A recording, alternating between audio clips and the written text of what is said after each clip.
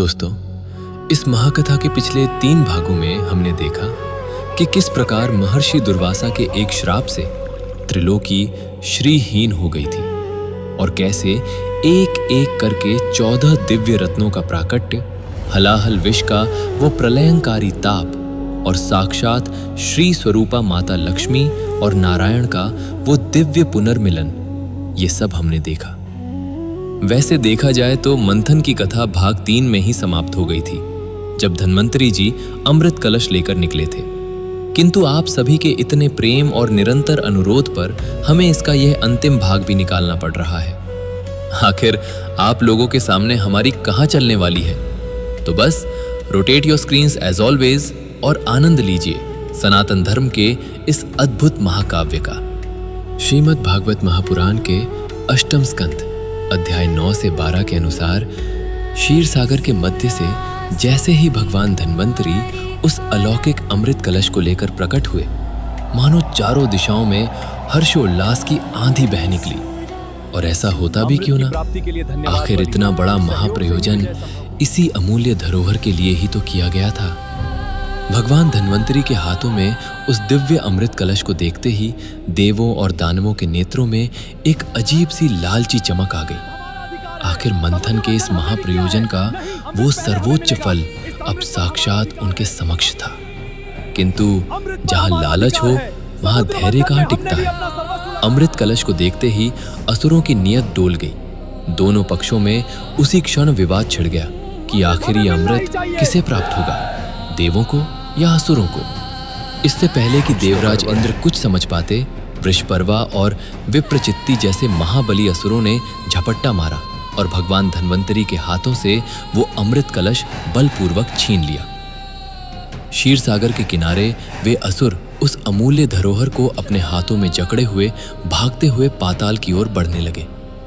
ये दृश्य देख देवताओं में हाहाकार मच गया। उन्हें अपना सारा परिश्रम व्यर्थ होता प्रतीत हो रहा था। यही है असुर कुल की मर्यादा।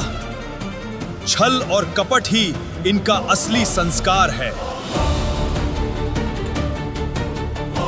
रुक जाओ मूर्खों, ऐसा अनर्थ मत करो। क्षमा कीजिएगा गुरुदेव, किंतु अब यह अमृत हमारा है, हम इसे नहीं देंगे। असुर गुरु, क्या यही है आपकी नीति? देख लीजिए अपने नुद्दंड शिष्यों को, जो धर्म की सारी सीमाएं लांघ रहे हैं।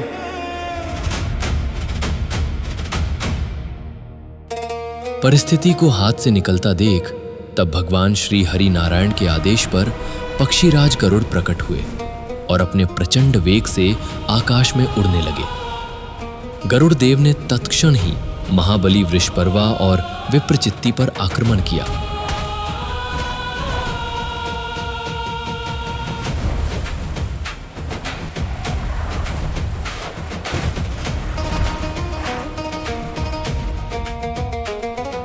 दोस्तों, कुछ कथाएं और किंवदंतियां कहती हैं कि जब गरुड़ देव उस कलश को लेकर आकाश मार्ग से लौट रहे थे, तब उस क्षण में उस कलश से अमृत की कुछ छलकती हुई बूंदें धरा पर आ गिरी, जिनमें प्रथम प्रयागराज, द्वितीय हरिद्वार, तृतीय उज्जैन और चतुर्थ नासिक। और दोस्तों, इसी कारणवश आज तक इन स्थानों पर महाकुंभ जैसा पावन पर्व मनाया जाता है।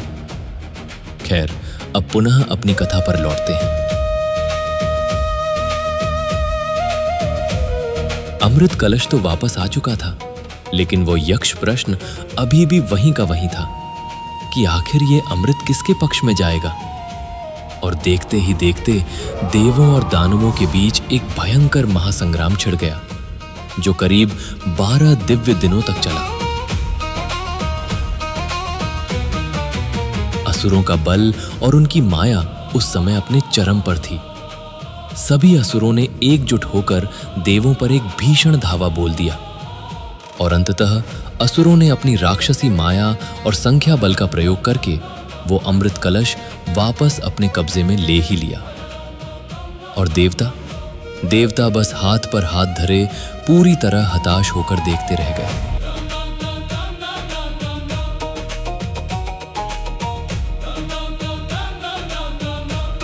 वहीं दूसरी ओर अमृत कलश अब पूरी तरह असुरों के पक्ष में था, जिसे लेकर वे सीधे पाताल लोक में राजा बलि के महल में जा पहुंचे। लेकिन जैसा कि हमने पहले ही कहा था, इस अमृत का वितरण इतना आसान तो नहीं होने वाला था, क्योंकि यहीं पर असुरों से एक बहुत बड़ी भूल हो गई। कलश तो एक था, लेकिन पीने वाले अनेक। जैसे ही अमृत पान की बारी आई, असुरों के बीच ही भयंकर कलह छिड़ गई। जो शक्तिशाली असुर थे, वे सारा का सारा अमृत स्वयं ही गटक जाना चाहते थे, जबकि जो कमजोर और दुर्बल असुर थे, वे बस चीखते चिल्लाते रह गए। भैया जी, ये गलत बात है। जब जब मंथन में हमने बराबर का श्रम किया है, तो अमृत पर हमारा भी समान अधिकार है। अमृत मुझे भी दे दो, नहीं तो इसी हथियार से तुम्हारा सिर फोड़ दूंगा। सच कह रहा हूं, मुझे मजबूर मत करो। और इसका अंतिम परिणाम ये निकला कि एक बार पुनः लालच ने असुरों की एकता को चकनाचूर कर दिया था। वो आपस में ही उलझ पड़े और वह अमूल्य कलश वहीं बीच में धरा का धरा रह गया। अब अमृत कलश असुरों के पास तो था, लेकिन उनके लिए अब सबसे बड़ी विडंबना ये हो गई थी कि आखिर इसका वितरण कैसे किया जाए। कोई असुर किसी दूसरे असुर पर विश्वास करने को तैयार ही नहीं था। वहीं दूसरी ओर देखें तो देवता अब बस हताश होकर बैठे हुए थे। देवताओं के लिए यह एक प्राणघातक समस्या थी कि उन्हें अमृत नहीं मिला, लेकिन भगवान नारायण के लिए यह एक ऐसी महाविडंबना थी कि यदि इस अमृत का पान उन तामसिक असुरों ने कर लिया तो अनर्थ हो जाएगा। बिना अमृत के ही ये असुर तीनों लोकों में इतना भीषण आतंक मचाए रखते हैं। यदि ये सच में अमर हो गए तो न जाने कैसे कैसे प्रलयनकारी तांडव मचा देंगे। और फिर वही हुआ जो हर बार होता है। सारे देवता रोते बिलखते हुए वैकुंठ पहुंच गए, अपने तारणहार भगवान श्री हरि नारायण की शरण में। त्राहि मां प्रभु, त्राहि मां। यदि असुरों ने अमृत पी लिया तो हमारा अस्तित्व ही मिट जाएगा नारायण। अब आप ही कुछ कीजिए प्रभु, अन्यथा सब नष्ट हो जाएगा। धैर्य रखिए देवराज, आप भूल रहे हैं कि मंथन से केवल कलश निकला है, अभी अमृत का पान नहीं हुआ है। बल का उत्तर सदैव बल नहीं होता देवराज। अब जो कार्य अस्त्र शस्त्र नहीं कर पाए, वो माया करेगी। आप निश्चिंत रहें, वह कलश उन्हीं के पास रहेगा, किंतु अमृत की एक बूंद भी उनके कंठ के नीचे नहीं उतरेगी। भगवान नारायण तो सर्वव्यापी हैं।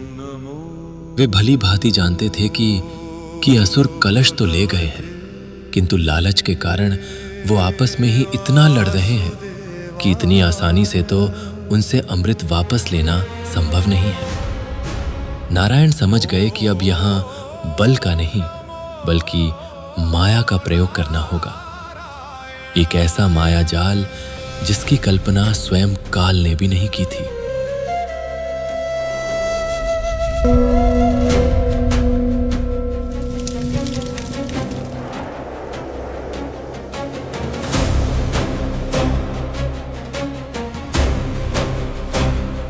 शान्ताकारं भुजगशयनं पद्मनाभं सुरेशम्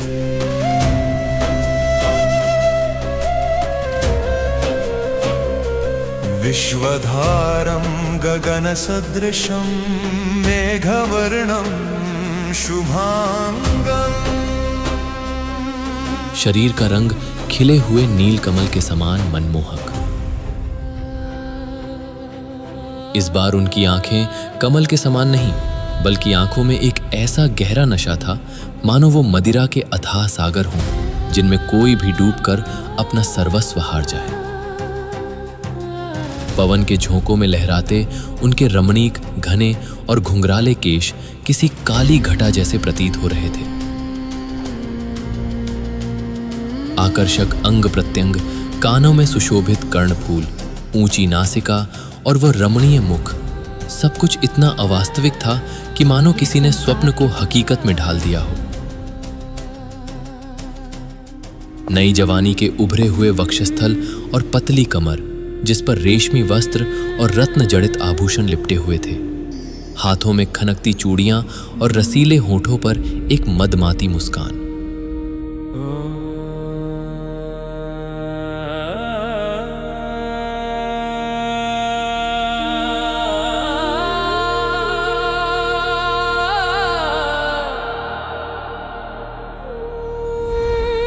और फिर गूंजी छम छम करती पायलों की वो झंकार। एक ऐसा रूप जिसके समक्ष स्वर्ग की सबसे सुंदर अप्सराओं का लावण्य भी फीका और मंद पड़ जाए। यह कोई साधारण स्त्री नहीं थी। यह रूप था स्वयं भगवान श्री हरि विष्णु का मोहिनी अवतार। तत्क्षण ही मोहिनी रूपी श्री हरि पाताल पहुंचे, ठीक उसी स्थान पर जहां असुरों के मध्य अब भी यही विवाद चल रहा था कि इस अमृत का वितरण आखिर कैसे किया जाए। अब शुरू हुआ एक और महान प्रयोजन, छल का प्रयोजन। अपने उस मोहिनी स्वरूप में श्री हरि अपनी मदमस्त चाल से लहराते हुए असुरों के शिविर में पहुंचे। असुर जो उस समय अमृत कलश के लिए एक दूसरे के प्राण लेने तक को आतुर थे, मोहिनी के उस अलौकिक रूप को देखते ही मानो पत्थर की मूरत बन गए।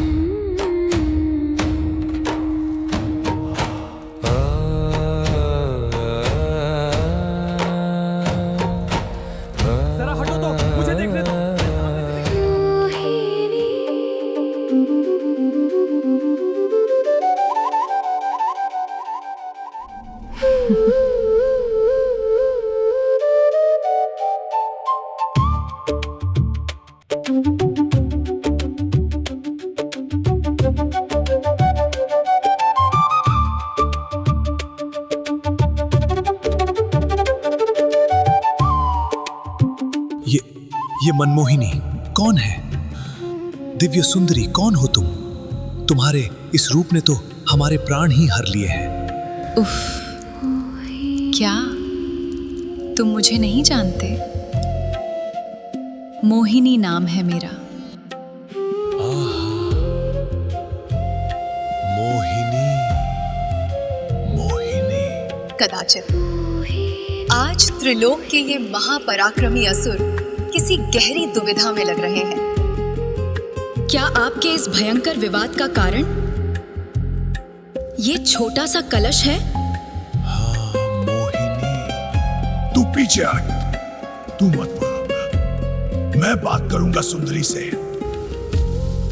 नहीं, मैं बात करूंगा। मैं सबसे बड़ा असुर हूं। उफ, जरा धैर्य रखो।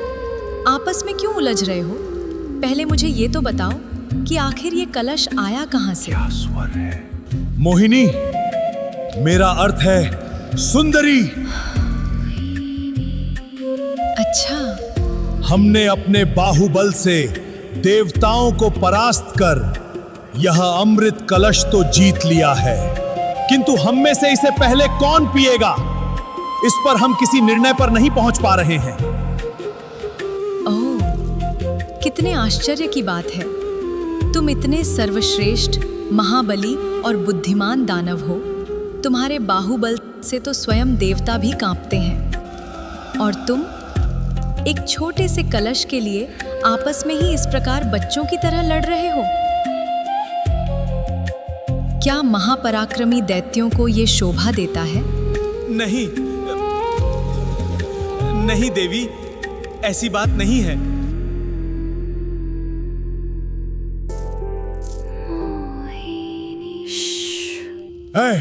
कोई लड़ेगा नहीं अब। हाँ हाँ, मोहिनी ने बोला है। हाँ, सब एकदम शांत हो जाओ।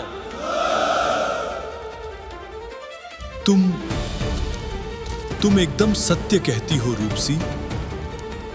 हम मूर्खों का ये विवाद तो रुकने का नाम ही नहीं ले रहा। अब तुम ही बताओ मोहिनी, अब हम क्या करें? मैं भला क्या कह सकती हूँ? क्या कह सकती हूँ?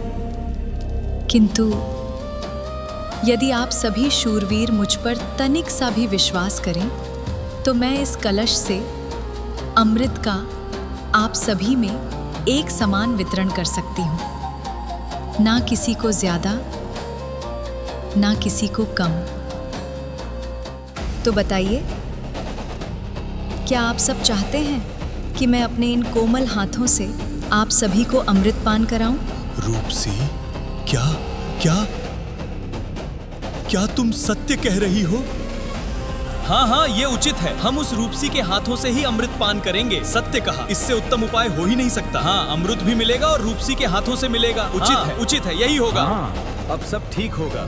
मोहिनी ने अपनी तिरछी चितवन और मीठे शब्दों के बाणों से असुरों को ऐसा सम्मोहित किया कि उन मूर्ख असुरों ने कुछ भी नहीं सोचा। उनकी मति पूरी तरह भ्रष्ट हो चुकी थी। उन्होंने स्वयं अपने ही हाथों से वो ब्रह्मांड का सबसे मूल्यवान अमृत कलश मोहिनी के कोमल हाथों में सौंप दिया। रूपसी मोहिनी।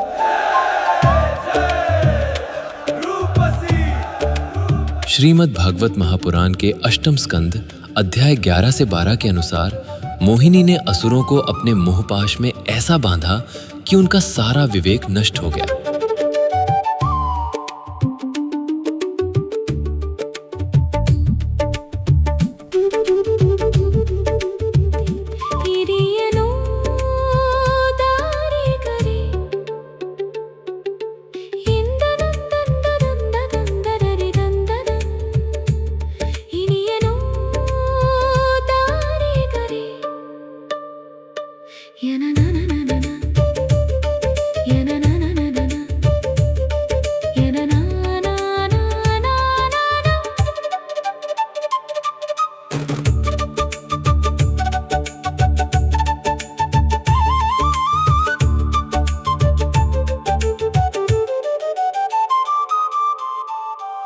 मोहिनी उस दिव्य अमृत कलश के साथ एक मदमस्त नृत्य करने लगी और उनकी उस माया में उलझकर वे खूंखार असुर भी अपनी सुध बुध खोकर झूमने लगे। आ मोहिनी मोहिनी।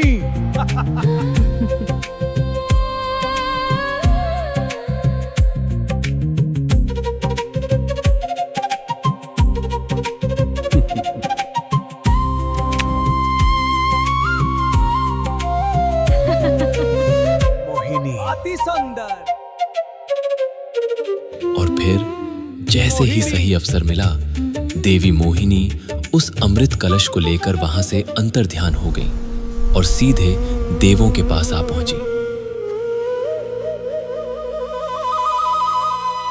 बिना एक क्षण गवाए मोहिनी ने देवों की पंक्ति में अमृत का वितरण आरंभ कर दिया। किंतु नियति यहां एक और खेल खेलने वाली थी। एक स्वरभानु नाम का क्रूर और कुशाग्र असुर जो दूर से इस दृश्य को देख रहा था, वो भांप गया कि असुरों के साथ एक बार फिर से छल हो गया है।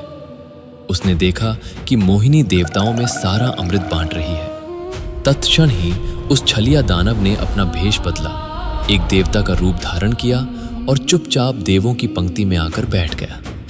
मोहिनी ने भी उसे देवता समझकर उसकी अंजलि में अमृत डाल दिया। किंतु जैसे ही उस छलिया दानव ने अमृत को अपने होठों से लगाया, सूर्य और चंद्रदेव की तीक्ष्ण दृष्टि उस पर पड़ गई। वे तुरंत उस बहरूपीय को पहचान गए। रुकिए देवी, यह कोई देवता नहीं है। रुकिए देवी, ये कोई देवता नहीं है। यकीन मानिए देवी, ये कोई देवता नहीं, ये एक बहरूपिया दानव है। सूर्य और चंद्र के इतना कहते ही तत्क्षण वह स्वर भानु अपने वास्तविक स्वरूप में लौट आया। रोको उसे, वो एक क्षण के लिए मानो वहां प्रलय आ गई हो। इससे पहले कि वह अमृत की घूंट उसके कंठ से नीचे उतरकर उसके पूरे शरीर में फैलती, तत्क्षण ही मोहिनी का वह मनमोहक स्वरूप समाप्त हुआ। विश्वरूप वासुदेवा। जैसे ही भगवान नारायण की उंगली ऊपर उठी, शून्य से एक प्रचंड प्रकाश पुंज प्रस्फुटित हुआ। ये कोई साधारण प्रकाश नहीं, बल्कि ऐसा प्रतीत हो रहा था मानो कोटि कोटि ब्रह्मांडों की ऊर्जा एक ही बिंदु पर केंद्रित हो रही हो। उस प्रकाश के केंद्र से काल चक्र का साक्षात स्वरूप प्रकट हुआ। वह था सुदर्शन चक्र।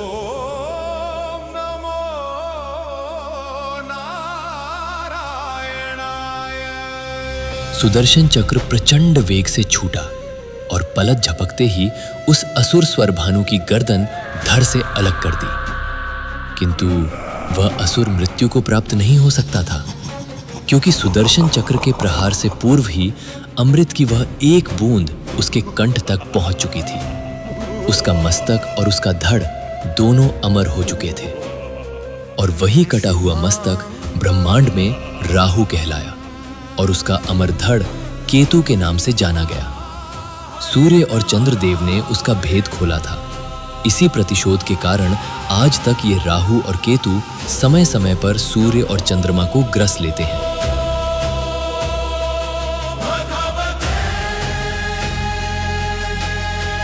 जिसे आज भी हम सूर्य ग्रहण और चंद्र ग्रहण कहते हैं। राहु केतु के इस प्रसंग के बाद मोहिनी की माया पूरी तरह टूट गई। जब तक पाताल में झूम रहे उन मूर्ख असुरों को यह समझ में आता कि उनके साथ कितना बड़ा छल हुआ है, तब तक सभी देवता अमृत का पान कर चुके थे। अमृतत्व के उस अजेय अहंकार और अपनी खोई हुई शक्ति के पुनः लौट आने के कारण देवताओं ने बिना एक क्षण गवाए असुरों पर भयंकर आक्रमण कर दिया।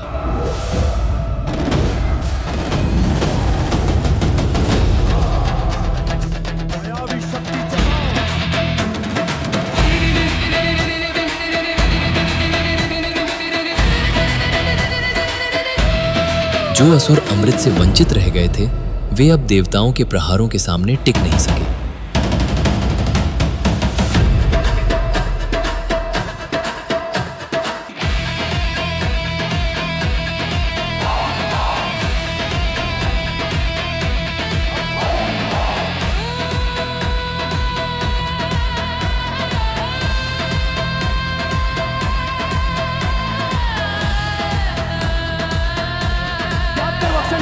ये कोई साधारण युद्ध नहीं था दोस्तों, यह एक तरफा नरसंहार था। एक एक करके देवताओं के दिव्यास्त्रों से हर एक असुर मारा गया। कुछ ही पलों में क्षीर सागर का वह पवित्र किनारा असुरों की लाशों से पटे एक भयंकर श्मशान घाट में बदल गया। यह विभत्स दृश्य देखकर असुरों के कुलगुरु आचार्य शुक्राचार्य का क्रोध 7वें आसमान पर पहुंच गया। क्या यही है देवताओं के संस्कार? क्या यही है देवों की मर्यादा? हर बार छल, हर बार एक नया छल। और नारायण, आपने भी हमारे साथ छल किया। समुद्र मंथन में हमने अपना पूर्ण योगदान दिया, किंतु आपने हमारे हिस्से का अमृत भी इन स्वार्थी देवों को पिला दिया। छल और मर्यादा की बात आपके मुख से शोभा नहीं देती आचार्य। जब देवगण शक्तिहीन और श्रीहीन हो गए थे, तब इन असुरों ने स्वर्ग पर जो बर्बर आक्रमण किया था, क्या वो न्याय था? इन दुष्ट असुरों का विनाश ही धर्म है। स्थिति को हाथ से निकलता देख और अपने कुल को नष्ट होता देख आचार्य शुक्राचार्य ने अपने इष्ट देव कालों के काल देवादिदेव महादेव का आह्वान किया।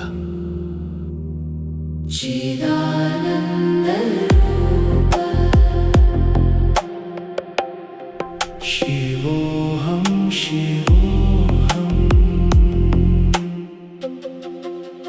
जब परिस्थिति इतनी बिगड़ गई, तब ब्रह्मांड में संतुलन स्थापित करने के लिए साक्षात महादेव वहां प्रकट हुए। क्योंकि कहीं ना कहीं असुरों के साथ छल तो हुआ था, भले ही वो धर्म की रक्षा के लिए था, किंतु उनका श्रम व्यर्थ गया था। महादेव, मेरे असुरों के साथ अन्याय हुआ है। तो देवताओं ने मेरे निर्दोष शिष्यों का नरसंहार कर दिया। यहां तक कि मेरे एक शिष्य स्वरभानु की यह कैसी दुर्दशा कर दी है। महादेव, हमने समुद्र मंथन में समान श्रम किया, समान कष्ट सहा, फिर हमारे भाग्य में केवल विनाश ही क्यों आया? असुर गुरु शुक्राचार्य, विधि के विधान को टाला नहीं जा सकता। रही बात स्वरभानु की, तो वह अपनी दुष्टता और छल का परिणाम भोग रहा है, किंतु देवताओं का यह प्रहार उनके अमरत्व के अहंकार का प्रदर्शन है। किंतु सृष्टि का संतुलन भी आवश्यक है, और उसी संतुलन हेतु मैं तुम्हें एक विशेष वरदान प्रदान करता हूं। भगवान शिव, जो सृष्टि के परम न्यायाधीश हैं, उन्होंने परिस्थिति की गंभीरता को समझा। देवताओं का अमर हो जाना और असुरों का पूर्णतः मृत्यु को प्राप्त होना, यह प्रकृति के संतुलन के विरुद्ध था। तब देवों और असुरों के मध्य उस संतुलन को पुनः स्थापित करने के लिए देवादिदेव महादेव ने उन्हें एक ऐसी दिव्य विद्या का ज्ञान दिया जो मृत्यु को भी मात दे सकती थी। वो विद्या थी महामृत्युंजय मंत्र और संजीवनी विद्या। ये वही परम विद्या थी जिससे असुर गुरु शुक्राचार्य मृत असुरों को भी पुनः जीवित कर सकते थे। देवों को अमृतत्व मिला तो असुरों को पुनर्जीवन की शक्ति, और इसी के साथ अंततः इस संपूर्ण ब्रह्मांडीय महामंथन का ये अकल्पनीय चक्र अपनी पूर्णता को प्राप्त हुआ। इस महामंथन से देवताओं को मिला अमृत, ऋषियों को मिली सर्व कामदायिनी कामधेनु गाय, भगवान श्री हरि नारायण को मिली उनकी अर्धांगिनी माता लक्ष्मी, मानवों को मिला अमृत की बूंदों से सजा महाकुंभ, और असुरों के हिस्से में आया भगवान शिव का महावरदान महामृत्युंजय मंत्र। किंतु इन सब के बीच हमारे भोलेनाथ के हिस्से में क्या आया? उनके हिस्से में आया तो बस प्रलयनकारी कालकूट विष। इसीलिए तो शास्त्रों में कहा गया है दोस्तों कि जो इस सृष्टि में धर्म की स्थापना करे, जो अजेय हो, वह देव है, किंतु जो इस संपूर्ण सृष्टि की रक्षा के लिए कालकूट जैसे महाविनाशक विष का भी पान कर ले, वो केवल और केवल हमारे देवाधिदेव महादेव है। तो दोस्तों, ये थी समुद्र मंथन की वो संपूर्ण और अकल्पनीय महाकथा। पार्वती पते किंतु सत्य तो यह है कि समुद्र मंथन केवल बाहर क्षीर सागर में ही नहीं हुआ था। ये मंथन आज भी हर पल हमारे और आपके भीतर चल रहा है। हमारा मन ही वो क्षीर सागर है जहां सात्विक विचारों रूपी देवता और तामसिक वृत्तियों रूपी असुर निरंतर मंथन कर रहे हैं। इस मंथन से हमारे भीतर भी लालच, काम, क्रोध, मोह, लोभ और अहंकार रूपी कई विष निकलते हैं। अब ये पूर्णतः हमारे विवेक पर निर्भर करता है कि हम किसे ग्रहण करते हैं। स्मरण रहे, जब व्यक्ति कर्म फल की चिंता किए बिना अपने लक्ष्य की ओर एकाग्र होकर आगे बढ़ता है, तभी अंत में उसे अमृत रूपी परम ज्ञान और सफलता प्राप्त होती है। इन 4 भागों की महाश्रृंखला में हमने महर्षि दुर्वासा को मिली संतानक पुष्पों की उस दिव्य माला से लेकर उनके श्राप तक, श्री हरि के कूर्म अवतार से लेकर वासुकी नाग के महान त्याग तक, मां तारा के वात्सल्य से लेकर नीलकंठ महादेव तक, और 14 अद्भुत अलौकिक दिव्य रत्नों तथा माता लक्ष्मी के प्राकट्य से लेकर अमृत के वितरण और मोहिनी अवतार तक की ये महान कथा देखी।